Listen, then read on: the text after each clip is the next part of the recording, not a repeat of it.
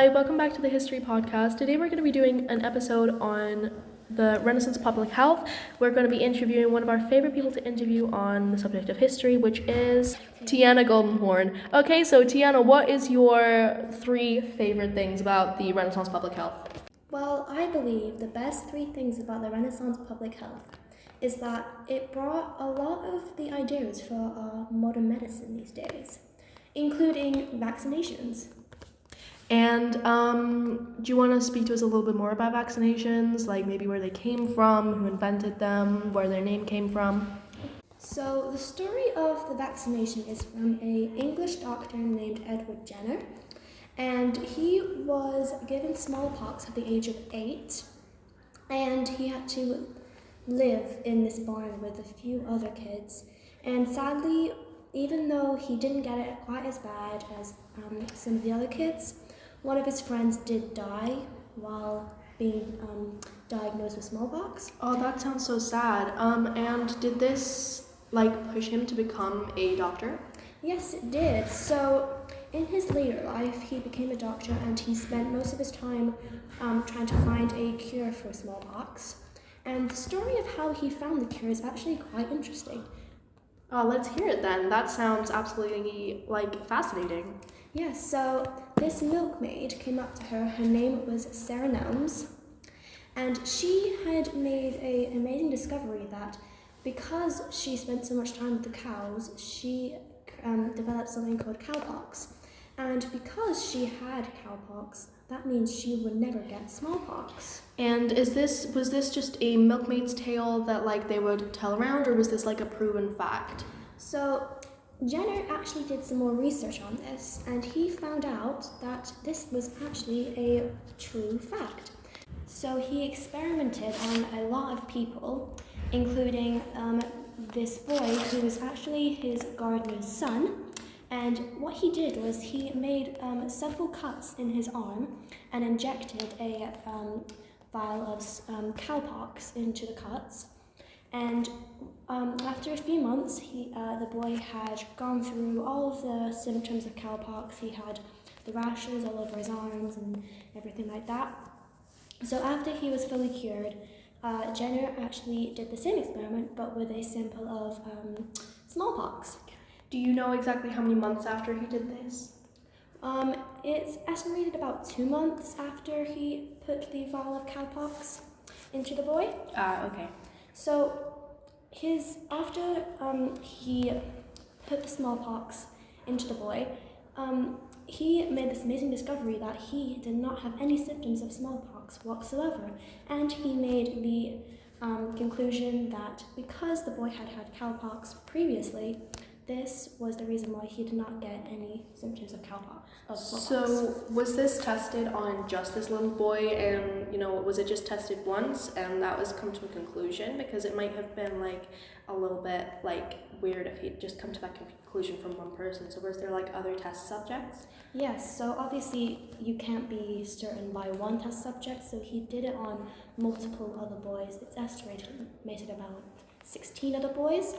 And after doing all these experiments, he had a definite conclusion that this was why none of them had gotten smallpox. So after that, he realized he could make a vaccination with a vial of cowpox, which could stop the spread of smallpox across England and Europe, and it actually worked, and that is why we have vaccinations to this day. So I'm aware of an organization called the World Health Organization at the time. Was this an issue for Jenner trying to get this vaccination across the entire world? Because I understand that smallpox was a global disease that affected many and killed nearly 1 million people. Yes, so at first when Jenner approached the idea of the vaccination, he was rejected, and it really, really hit him hard. But after smallpox became such a bigger concern and many, many, many more people were dying from it, the World Health Organization actually did accept the idea, and it saved thousands of lives. That is so wonderful. And just out of curiosity, do you know where the word vaccination came from? Because I understand that Jenner made that word. And yes, it's actually a very funny story. So Vaccination came from the word vacca, which means cow in Latin. Ah, that's actually so interesting. Okay, well, thank you so much, Dr. Goldenhorn. I think next we're gonna go over to our next guest, which is Julia Schmeisel. So I'm gonna hand over to my associate Daisy, and she's gonna be asking Dr. Schmeisel the questions. Hello, my name is Daisy and I'm going to be interviewing Dr. Schmeisel about the Great Plague. Hello, Dr. Schmeisel. Hello. So, I would like to first ask you about the Great Plague. Do you know how many people it killed across England? So it's actually estimated that around 100,000 people died in London alone. This was a really big epidemic in the UK, so that was really a big hit on England at the time. Amazing. So, I also wanted to ask you, what do you believe was the cause of the Great Plague? So it's been scientifically proven nowadays that it was actually caused by rats and fleas. However, at the time, the people of London believed that it was due to a thing called miasma, which is basically just bad smells, or that it was a punishment from God for their sins.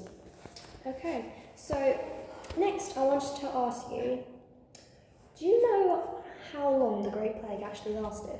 So the Great Plague lasted about a year. It was nearly eradicated in the winter, and they actually used to do these massive bonfires until it actually rained, and that stopped their the process that they were calling fumigation, that was to try and smoke the plague out of London. But unfortunately, because it was winter, it all kind of got washed away. Okay, and because the plague lasted about a year, do you know what actually made the plague come to a pause? So it actually took quite a while. The reason the plague actually lasted so long was because basically it was nearly eradicated in winter, as I said.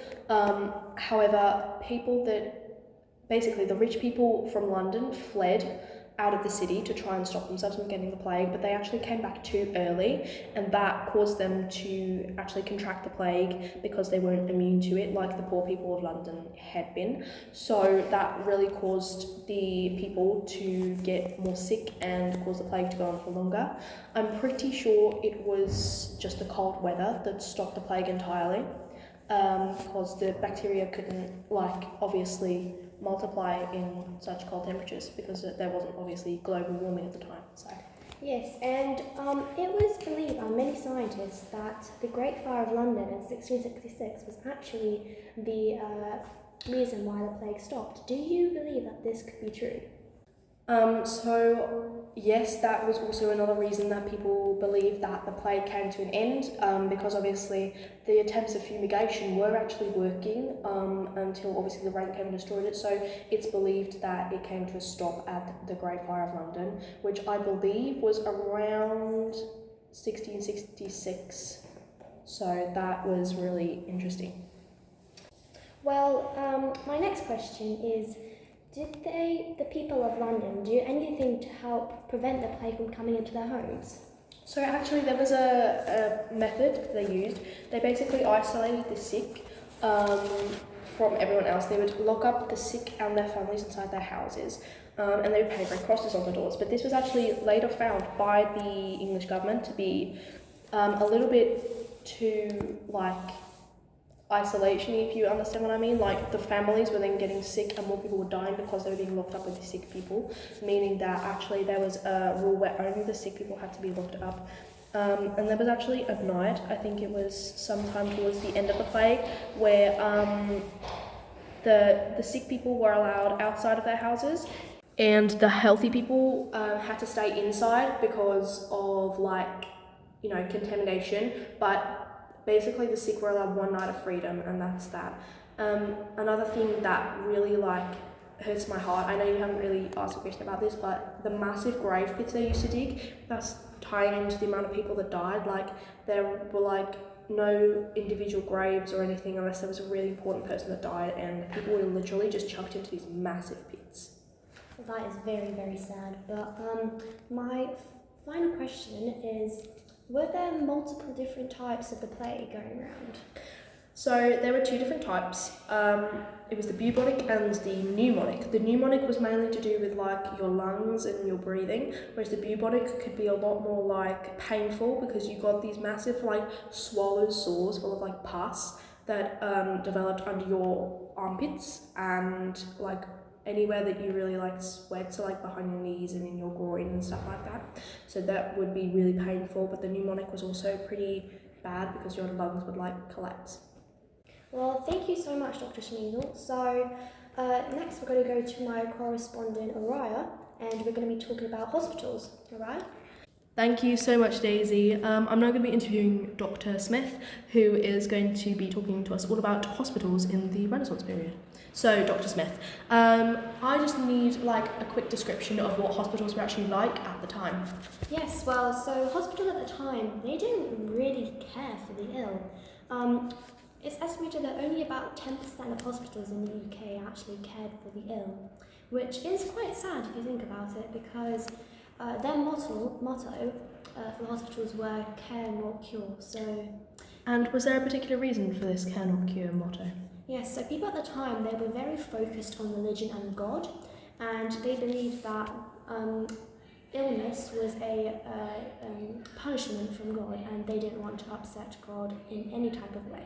So they would just try and care for the ill, but not cure, because that was God's deed to do and not theirs. That sounds very interesting. So you mentioned that only 10% of hospitals actually care for the sick. Were there different wards in these hospitals that actually cared for different types of sick people, or was it just everyone in one sort of proximity? Yes, so there were different wards for different illnesses. For example, there was a mental ward for people who were mentally ill, and there was an STD and maternity ward for people with sexually transmitted diseases and people with maternity needs, aka like if you had an unhealthy baby or you felt ill after you had a child, there would be wards for that. And also there was a special hospital called the Foundling Hospital, which cared for sick and poor children who really needed the help at the time. That sounds absolutely fabulous.